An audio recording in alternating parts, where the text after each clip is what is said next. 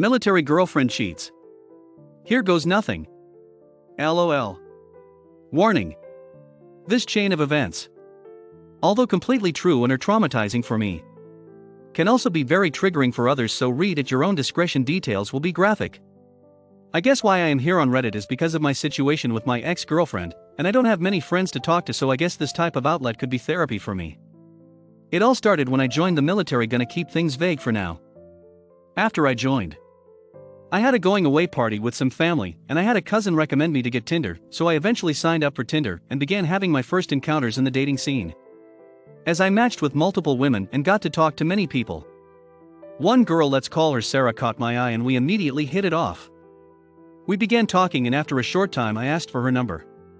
We clicked instantly, and we began to talk all day every day. I asked her on a date, and we had a great date. We got food, went out to the park, and as the night came we ended up watching a movie at her place.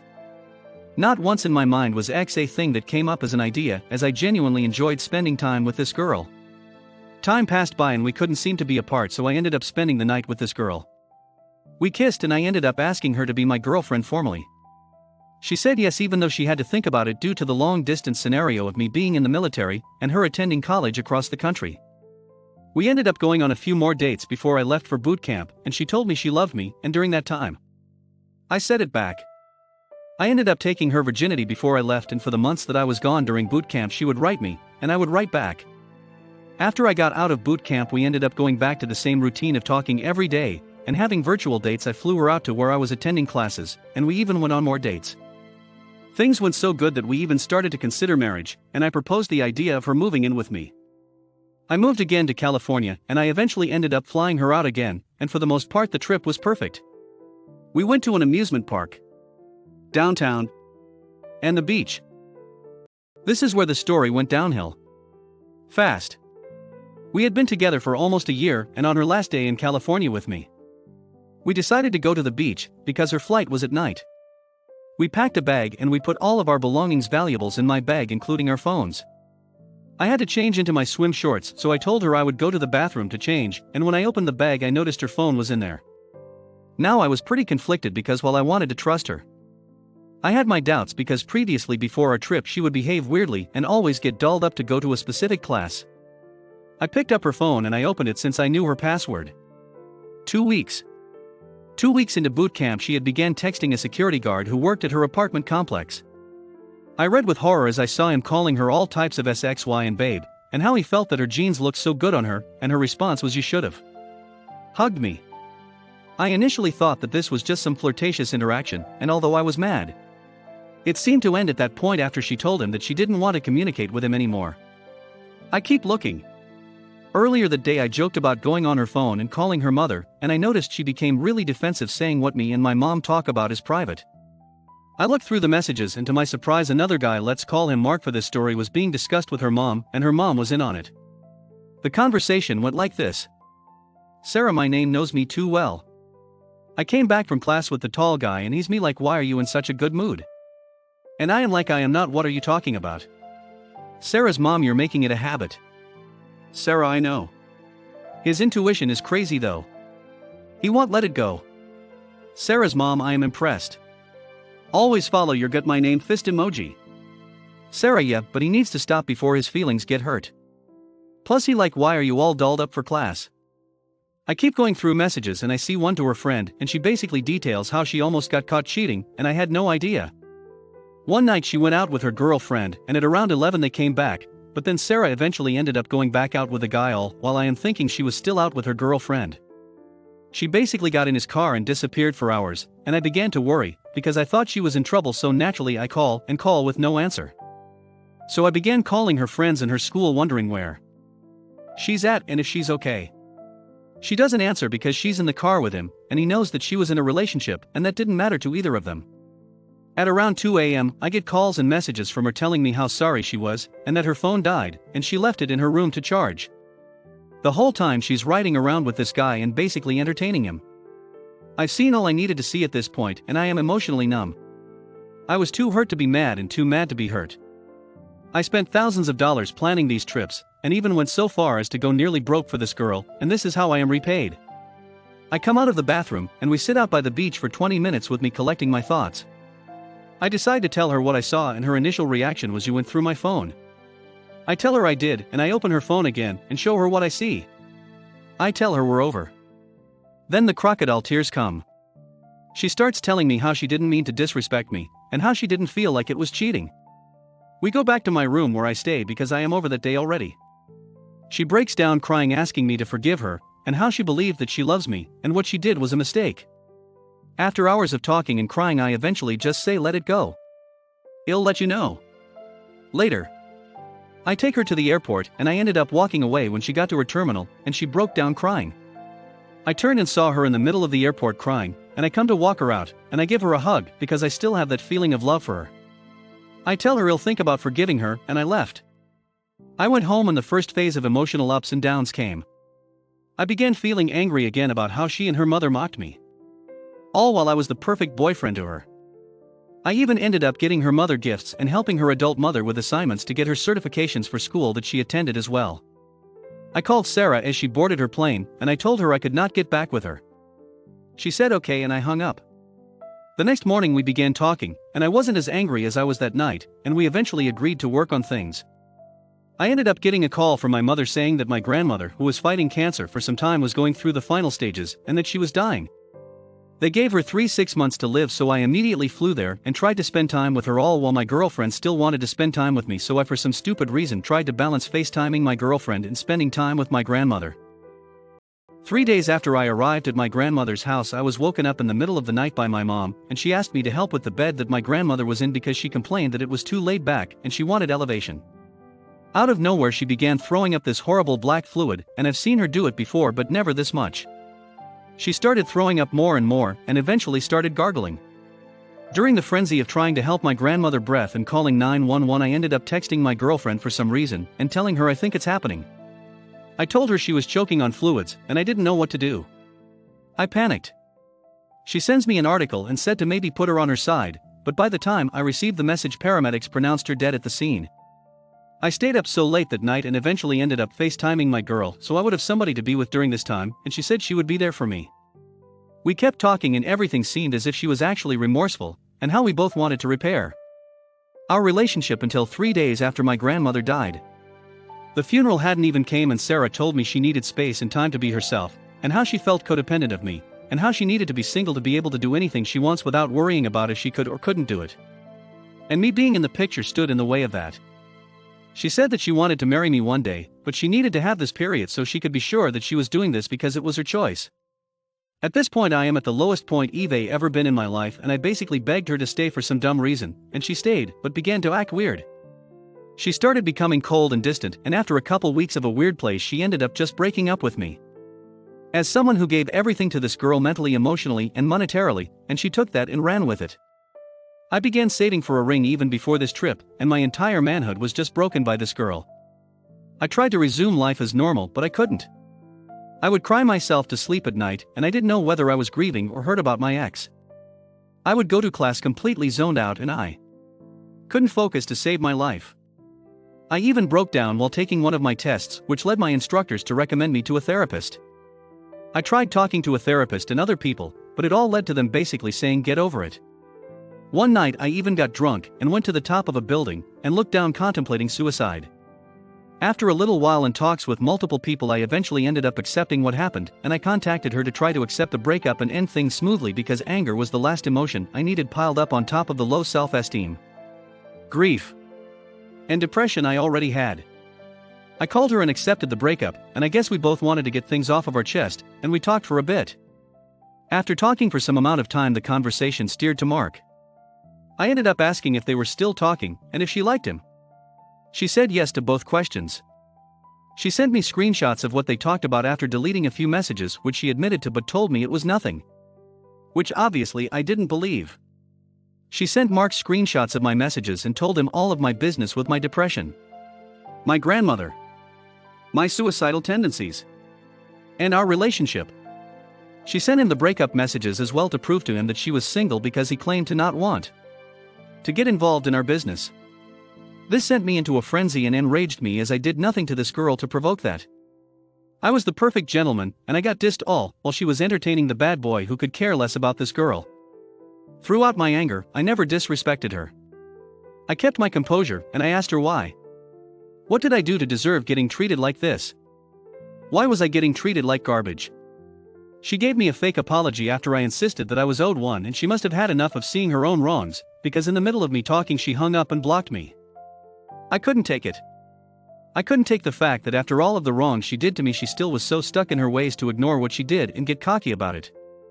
I couldn't take the fact that after all the love, support, gifts, dates, trips, and money spent on this girl, I still got tossed to the side. Long story not so short. I still went through the emotional ups and downs, going from angry to hurt, and during my anger, I ended up cussing her and her mom out, but it got me nowhere. For some strange reason I still miss her. I still want to apologize. I still feel empty, and I feel as if days go by so slow. It's been weeks since I've been blocked, and I don't know where I am anymore. I was left with no self-confidence because the tall, handsome guy who could give a duck about women still wins after I give all my efforts into being the perfect man. I still feel ugly and out of shape. I tried to date, and I just ended up not wanting to do anything anymore. I don't know where I am right now emotionally, and that's the worst feeling you could have. That's where the story ends, I guess. I don't know where to go from here. The thing about being young is that you sometimes don't see the road ahead. You hit a roadblock. It will hurt, and then someone will walk up to you and say hi. You get to a better place. You seem like a good guy who fell for the wrong girl. Last time I looked at the census, it seems to be more than one female out there. You're going to hurt, and I am sorry about that, but I promise you it will get better. Good luck. Some women don't care what you do for them, they will still cheat. It's how you make them feel that matters. They won't love you for your loyalty. You ignored a ton of red flags. There is a life lesson there somewhere. Second story. So my wife, 30 female, cheated on me, 34. She wrote a heartfelt letter to confess to me. We were going through some problems during the pandemic. We were so happy together for 8 years. Got married. She started her program to study abroad for 2 years. I got stuck here in US working 2 jobs in healthcare. I've had instances where I have mishandled arguments where I yelled at her in public, forever traumatizing her. I promised to work on my emotional reactivity during conflicts. But during our great distance she had grown withdrawn from me. And it was harder to get through to her. I've had to work so hard to get her see my changes in behavior, and I stopped smoking, and that was one vice of mine that sent her over the edge. So 2 days again she wrote the heartfelt letter which revealed she cheated on me, and she was remorseful for it, and that it happened once. I was crushed and didn't know what to do. I was taking my time and thinking of reconciling. When I started to talk about repairing the relationship, she drops the news that she's pregnant and that it's been since April. She wants to come home to me and wants the AP to have nothing to do with the child. I was seriously ready to reconcile because I was willing to let her show me that she wanted to work on us. But the heavy news of this pregnancy is hitting different. And she is looking more remorseful than ever as I talk to her. And she's telling me that she wants to reconcile, but I don't know what I am feeling right now. Is there a specific kind therapist I can seek at this time? I have the hardest decision to make soon. Edit. I wanted to post the heartfelt letter here to get your opinions about it. My friends have all given me their opinions, but I want to see what you guys think. Names changed for obvious reasons. Note: she mentions someone named Sasha. Sasha is my Weed Connect. I used food emojis for my Venmo payments to him, make it seem I was paying back for food. She thought this was someone I was talking to behind her back. We previously had a huge fight about it. My dearest husband, the only way I know how to begin this letter is to tell you how proud and happy I am to know that you're in the process of bettering yourself. I could not ask for anything more than to see my partner and best friend want to be the best version of himself. It's what I've always prayed for and have been so hopeful for all these years, and finally my prayers are being answered. Please know that although I know I cannot truly influence these decisions, I have always been here for you. Day by day. By your side. Just weathering the storms with you. Trying so hard not to lose hope.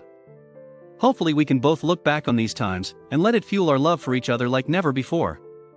Being so strong that we could truly weather any storm, all while avoiding them together all at the same time, because we would just be too preoccupied with being happy that we found each other again.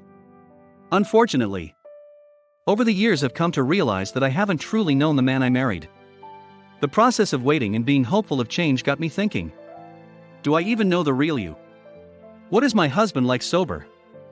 The feeling of being with you for so long yet not knowing who you really are and getting this less than likable version of you struck me to my core.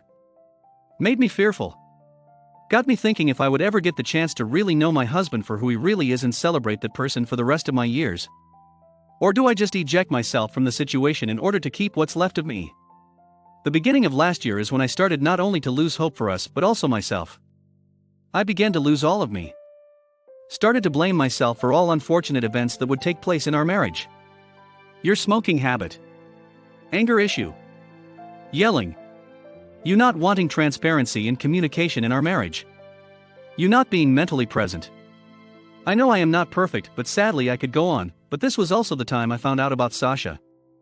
I may know the story now. But at the time all I could picture was my husband with another woman. Taking her out to brunch, dinner, etc. In my head thinking, what more are they doing? Are there more Sashas? Since when? Why? Taking this in on top of everything I am already going through. Am I not enough? All my insecurities. Depression and anxiety at an all-time high. The dream of having a beautiful life with you could no longer be pictured in my head. So I went on that whole year trying to avoid my problems and fears, which was the main reason of avoiding you all, while trying desperately to keep my head above water. Out of fear. Rather than confronting you. I just checked out of our marriage. In all aspects. I figured since you have, I should too. I knew that if it didn't come from within or out of pure will, you would not change. Last year was the toughest year of my life. I am really truly surprised that I'm still here. Breathing. To be in such a dark place for so long. Which I am still in. I wouldn't wish it for anybody. The only solution I could find within myself was to permanently detach myself.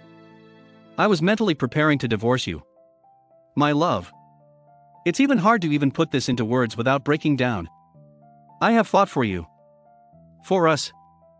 For so long. All I needed was you to fight with me. To give me some glimmer of hope that we could turn it all around so I could give you my 100%. Just like before, but a better version. That's all I want. I want to give you my best, but it can't be a one-way street. I need you to be in it with me, giving me your 100% as well. My hopes of ever getting that were depleted. I completely spiraled out of control. One way was with alcohol. Being checked out and seeing divorce between us made me hit rock bottom. I made the biggest mistake that a partner could make. No matter how much I want to blame the mistreatment from you and thinking you were doing the same with Hala, but on a regular basis. I know this was not something you ever deserved. No one deserves. Even having the circumstances around it being it was a one-time thing. And there is no relationship. No connection today, I learned this day. Even being fully recognized by both parties that it was 100% a mistake overshadowed by alcohol and recklessness. So meaningless. It's something both of us can barely recall. To the point where neither is to ever speak of it and to just move on with our lives and pretend like nothing happened. But it did. And I'm coming forward to be transparent with you because I now have hope for us that I didn't have before. I haven't exactly been the easiest to deal with. It's hard living with myself knowing that despite sticking through all these hardships, my actions could very well be what breaks us. I know at this moment you will feel a rage rush through you like no other. I would know because that's how I felt after finding out about Sasha. I let that rage marinate inside of me, slowly killing me from the inside out. Please find it in yourself to dig deep and recognize that we both have come so far just by the mere fact that we are still here. Neither of us has not given up. We are both allowing our love for each other guide us through these hard times to hopefully come out stronger than ever. You are still my only love, and you always have been. Even with my mistakes, I still see no one else but you and always have. With both of us spiraling, I was fully set on divorce. Until I saw and felt a glimmer of hope from you. Which is all I needed to forget about everything in the past and move forward with you. Since day one, I have loved you with my whole being despite everything. I want to continue to love you. Be your person and fulfill the vows we made. I believe that our marriage can be stronger and we can be our best versions not only for ourselves, but for each other. But the real question now is if you still want to be my person. If you will still accept me for my flaws and mistakes and be able to move forward with me. Build a beautiful life with me like we've always wanted. Before writing this letter, I have come to terms with myself that there's a chance that you will not be as forgiving as me. If you want to part ways, this is something I will fully understand. We both have literally been growing up with each other over the past decade. So much growing pains, but also so much love and laughter. Memories that will be a part of me forever, and I will always be grateful for. All of it helped us grow. At least if we cannot be the best for each other. This learning process has made us want to be better for ourselves. After reading this, there's a big chance that you're going to hate me. But please know, I am opening this up to you because I still believe that you are my person. My soulmate. I truly want this to work. Especially now that I really see you, real you. The person I can really see my future with. The sober you. The calm you. I know it will take work. From both sides. But if you love me enough to see through my flaws and mistakes, I still think we can be that couple that everyone has always envied and looked up to. But if you feel you must move on from me, it's something I will try to accept over time. I just wanted you to know that until there was still something worth fighting for, I never gave up on us. Third story. I immigrated with my family to the US when I was 19 years old. My husband came as PhD student in one of the top US universities. We met in a religious celebration social event of common friends attending our local mosque. I was 23 at the time. He was 29 years old. He was still a fresh graduate and looking for marriage at the time. We are both Muslims and I'm quite religious, wearing headscarf hijab. Going regularly to the mosque. Etc. He was very caring, smart, and affectionate. Also, he has a great sense of humor. I've fallen in love with him. A year later, he asked for my hand and we are now married for 7 years. When we were married, he was working as a research scientist in one of the top tech companies in the US. Our marriage couldn't be more perfect. I discovered how romantic and charming my husband is. Our ex-life is amazing. I always felt desired and loved with him. We have 2 beautiful children and he is a great father. My world was perfect until he decided to quit his job and launch a startup. His startup achieved massive success and racked up millions of dollars in investments. My husband became a successful entrepreneur managing several businesses in US and his home country. Since he becomes rich, we moved to a large mansion and I notice he started to change. He comes back home late every night saying he has late meetings with important people and I should go to bed and not wait for him. He starts wearing expensive clothes and spend more time in front of the mirror. He becomes cold with me and barely spend time with his children. I grow suspicious after I found a membership card for an upscale nightclub in his suit pocket. So, I searched his phone and I found photos of him sitting in a lounge with his business partners surrounded by beautiful women in skimpy outfits. I felt my stomach dropped. I confronted him. He calmly explained to me that these women are escorts invited by his business partners and not him. He insisted that it's a common practice for the wealthy investors. However, he fears God and he doesn't want anything to do with them. He has no choice in that matter. I informed him that I'm not comfortable with that and how he changed and how he is not available for me and his children.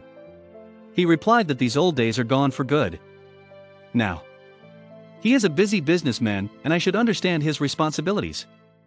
The worst has yet to come. He organized an inauguration party of the new headquarters of his new company affiliate and didn't invite me despite inviting all his employees and their spouses. I learned this from one of his employees who was a friend of mine. I used to visit him in his office. And I know some of his employees. While he is dressing for the event, I confronted him and he told me that many important investors will attend the event and most of them are Republicans. So, the last thing they want to see that my wife is wearing hijab headscarf. I'm sorry. I collapsed in crying and he left without saying a word. My friends sent me a video of my husband dancing with a blonde woman in long revealing black dress in the inauguration event. There was slow dance music and dance floor next to the tables. She told me that he didn't quit her for a second the whole night, and there are rumors in the company that my husband has a close relationship to her. Some of her co-workers saw them together before that. In the past when we just got married. I recall one night he told me that he was bullied when he was a kid, and how the hate he has for his bullies pushed him to work hard to prove himself. But he felt like skipping his teen years as a result. He also talked about how he used to be obsessed with blonde hair and blue eyes and loved wild Western women because he was like a military academy graduate when he in his teen years and regret missing all these years. But at the end, he didn't have the courage to ask them, referring to the blondes out because of his lack of confidence and social skills in addition to the cultural differences. He looks too boring in their eyes. Just recalling these details makes me devastated. I kept quiet for a few days until I couldn't take it anymore and confronted him again. He told me that she is just a friend and nothing else, and I should quit excessive jealousy and hallucinating. Yesterday, I was hearing him talking in the phone in his home office. I thought he was talking with her because the door was closed and he is laughing. I break down. Start yelling at him, it's her. Right. And crying. He starts shouting in anger, what do you want to hear? You want to tell you it's her? Yes. I was talking with her, and I am in deep love with her. You feels good now. And he left. I'm crying since yesterday. I love this man. I hate myself and lost all my confidence. I wish all this wealth disappears and our simple life return like used to be. I'm worried that this woman will steal my husband and he will leave me for her. I feel like he is on a power trip and it's killing me. I don't know what to do. I'm completely devastated. Hit like if you enjoyed this video. Consider subscribing to our channel.